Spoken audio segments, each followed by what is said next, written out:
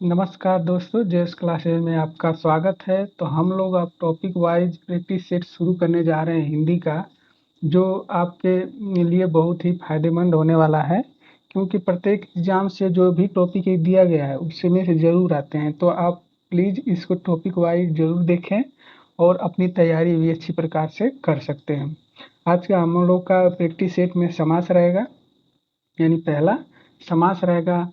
उसके फिर नेक्स्ट दिन आपका अलंकार होगा, फिर उसके बाद आपका संधि रहेगा, फिर वर्णमाला, फिर उपसर्ग और प्रत्यय, फिर विराम चिन्ह, फिर तद्भव तत्सम, फिर रस, फिर लिंग या वचन, फिर क्रियाएं, फिर काल या प्रकार, फिर अनेकार्थी शब्द, छंद, विलोम शब्द, वर्तनी, अर्थबोध, मुहावरे, लोकोक्तियाँ, अनेक शब्दों के एक शब्द और पर्यायवाची या प्रमुख कवि और उनकी रचना, ये सब हम लोग आज पहला शुरू करने जा रहे हैं हम लोग आपका समास से। तो आइए शुरू करते हैं पहले से। तो दिया गया है पहला, चतुर्भुज शब्द में कौन सा समास है। तो देखिए, अव्ययी भाव समास, द्विगु समास और बहुब्रीहि समास और द्वंद्व समास। तो देखिए, चतुर्भुज का अगर आप समासिक विग्रह करेंगे तो इसमें होगा कि चार भुजाओं का समूह, चार भुजाओं का समूह। तो इस प्रकार अगर आप देखें तो द्विगु समास भी हो सकता है, लेकिन अगर बहुब्रीहि समास ऑप्शन में है तो आप बहुब्रीहि समास के साथ जाएंगे, क्योंकि बहुब्रीहि समास में एक तीसरा अर्थ भी देता है। चतुर्भुज चार भुजाएं हैं जिनकी, यानी कि वो कौन है, विष्णु जी। तो इसलिए आप सी वाले ऑप्शन के साथ जाएंगे, यानी कि आपका आंसर क्या हो जाएगा, सी, बहुब्रीहि समास। ठीक है, यानी चतुर्भुज में कौन सा समास है, बहुब्रीहि समास। लिखिए, जिस समास पर इसका दूसरा या उत्तर पद प्रधान होता है।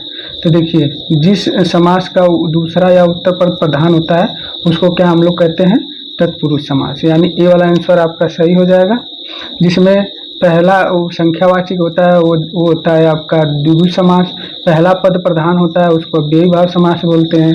अब बहुब्रीहि समास में कोई पद प्रधान नहीं होता है, तो ये आपका सी हो जाता है। तो आंसर आपका ये हो जाएगा, तत्पुरुष समास जिसका दूसरा पद प्रधान होता है। आगे है लिखा कि देवासुर में कौन सा समास विद्यमान है, बहुब्रीहि समास, द्विगु समास, द्वंद्व समास या अव्ययी भाव समास। तो देखिए, देवासुर का अगर आप समास विग्रह करेंगे तो लिखेगा देव, धन, असुर, देव और असुर। इसका करेंगे तो देव और असुर। तो जिसमें देखिए, जिसमें और या अथवा का लोप होता है, ये क्या होता है आपका, ये आपका द्वंद्व समास में। किसमें होता है, इसमें दोनों पद प्रधान होते हैं, तो ये द्वंद्व समास में होता है। यानी सी वाला आंसर आपका सही हो जाएगा, यानी द्वंद्व समास। आगे बढ़ते हैं, 4 नंबर है। 4 आपका है कि पदों की प्रधानता के आधार पर समास के भेद। देखिए, पदों की प्रधानता के अनुसार अगर पूछेगा तो आपका 4 हो जाएगा, यानी आंसर आपका ये सही हो जाएगा। कौन कौन से होते हैं, पहला अव्ययी भाव समास, दूसरा होता है आपका तत्पुरुष समास, यानी दूसरा पद प्रधान, पहला पद प्रधान, और द्वंद्व समास, दोनों पद प्रधान, और उसके बाद आपका बहुब्रीहि समास, बहुब्रीहि समास जिसका कोई पद प्रधान नहीं होता है। तो ये 4 माने जाते हैं। और जो तत्पुरुष समास के ही 2, द्विगु समास और कर्मधारय समास, ये माने जाते हैं कि इसी के ही भाग होते हैं। ठीक है, पदों की प्रधानता के अनुसार। तो ए वाला आंसर आपका सही हो जाएगा। आगे है 5वां, निम्नलिखित में से तत्पुरुष समास के भेद नहीं है। तो सब तत्पुरुष समास के कितने भेद होते हैं, आपके 6 होते हैं, 6 भेद होते हैं। कौन कौन है, पहला कर्म तत्पुरुष समास, दूसरा है कर्ण तत्पुरुष समास, तीसरा है आपका संप्रदान तत्पुरुष समास, फिर चौथा है अपादान तत्पुरुष समास, फिर उसके बाद 5वां है संबंध तत्पुरुष समास, और छठा है अधिकरण तत्पुरुष समास। तो ये आपको याद रखना है, तत्पुरुष समास के भेद होते हैं। तो इसमें पूछा कि कौन सा तत्पुरुष समास के भेद नहीं है, तो संबंध, आपका संबंध तो होता है, अधिकरण भी होता है, करण भी होता है, लेकिन कर्ता नहीं होता है, कर्म होता है। ठीक है, तो यानी डी वाला आंसर गलत हो जाएगा, यानी कि यही आंसर आपका सही हो जाएगा, डी वाला आंसर सही है। आगे, जिस समास का पहला या पूर्व पद प्रधान होता है, पहला या पूर्व पद प्रधान होता है, अच्छा, पहला या पूर्व पद प्रधान होता है, तो उसको बताना कि कौन सा समास है, तत्पुरुष समास, कर्मधारय समास, अव्ययी भाव समास या द्वंद्व समास। तो देखिए पहला पद प्रधान, अभी हम लोगों ने जिक्र किया कि पहला पद अगर प्रधान की बात करेगा तो अव्ययी भाव समास, दोनों पद प्रधान होंगे तो द्वंद्व समास। और कर्मधारय समास में आपको पता है इसमें है जो के समान की विलुप्ति होती है, किसके भाग है? तत्पुरुष समास के ही भाग है। तत्पुरुष समास ये तत्पुरुष समास के ये दूसरा पद जो प्रधान होता है। तो आगे है कि समास का शाब्दिक अर्थ होता है। तो ये भी क्वेश्चन आया हुआ है एग्जाम में, पूछा जाता है कि समास का शाब्दिक अर्थ क्या होता है। तो देखिए समास का शाब्दिक अर्थ होता है संक्षिप्तीकरण करना, यानी ये वाला आंसर आपका सही हो जाएगा, यानी संक्षिप्त करना आपका आंसर सही हो जाएगा। आगे है आठवां है निम्न में से द्वंद्व समास के भेद नहीं है। तो आपको बताना है कि द्वंद्व समास के भेद कौन कौन से हैं। समाहार ये है द्वंद्व समास, वैकल्पिक द्वंद्व होता है, इतरेत्तर द्वंद्व होता है, लेकिन कर्म द्वंद्व नहीं होता है। ये आंसर आपका गलत है, यानी यही आंसर आपका सही हो जाएगा, यानी आपका आंसर कौन सा होगा? कर्म द्वंद्व। ठीक है। आगे गुरुदेव शब्द में समास है। गुरुदेव में आपको बताना है कि कौन सा समास है। पहला बहुब्रीहि समास, कर्मधारय समास, द्वंद्व समास या अव्ययी भाव समास। देखिए जिसमें पहला पद प्रधान हो वो क्या होता है? अव्ययी भाव समास होता है। तो ये तो हो नहीं सकता, क्योंकि गुरुदेव, गुरु के समान देव, मतलब जो गुरु के समान होते हैं, तो वो एक के अभी बताएं हम के समान या है जो आता है, ये किसमें आता है? कर्मधारय, यानी बी वाला आंसर आपका सही हो जाएगा। अब ये चंद्रमौली शब्द में समास आपको बताना है। तो चंद्रमौली शब्द में समास कौन सा है? बहुब्रीहि समास, कर्मधारय समास, तत्पुरुष समास या अव्ययी भाव समास। तो चंद्रमौली यानी जिनके सर पर चंद्र है, चंद्रमा है, विद्यमान है, उनको बोलते हैं शंकर जी को। तो ये क्या है? तीसरे अर्थ की ओर संकेत कर रहा है, तो ये आपका बहुब्रीहि समास हो जाएगा, यानी ए वाला आंसर आपका सही हो जाएगा। आगे बढ़ते हैं, 11वां नंबर है, लिखा है कि तत्पुरुष समास के कुल कितने भेद होते हैं। देखिए इसमें अगर कोई पदों की प्रधानता के अनुसार ऐसा कुछ न जिक्र करे तो आपको कितने बताने हैं? 6 टोटल। तो यानी आंसर सी हो जाएगा, यानी कि 6 आपका समास है। देखिए जिस समास के समस्त पर दोनों पद प्रधान होते हैं, तो जब दोनों पद प्रधान की बात आए तो किसके साथ हम लोग जाते हैं? द्वंद्व समास, यानी सी वाला आंसर आपका सही हो जाएगा, यानी द्वंद्व समास जिसमें दोनों पद प्रधान होते हैं।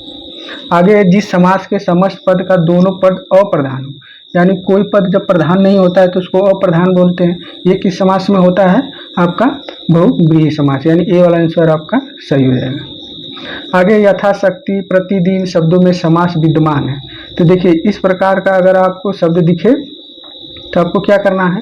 देखिए यथाशक्ति, शक्ति के अनुसार, दिन दिन, प्रतिदिन, तो इस प्रकार का अगर उपसर्ग वाला, जो उपसर्ग वाले शब्द होते हैं वो किस में आते हैं? अक्सर अव्यय वाले, यानी अव्ययी भाव समास में, यानी डी वाला आंसर आपका सही हो जाएगा।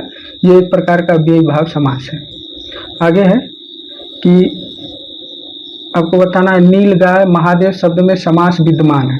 तो जैसे नील गाय, तो नील गाय, नीली है जो गाय, है जो गाय, महान है जो ते, है जो के समान किस में आता है? कर्मधारय समास में, यानी डी वाला आंसर आपका सही हो जाएगा, यानी कि कर्मधारय समास में आपका ये आंसर सही है।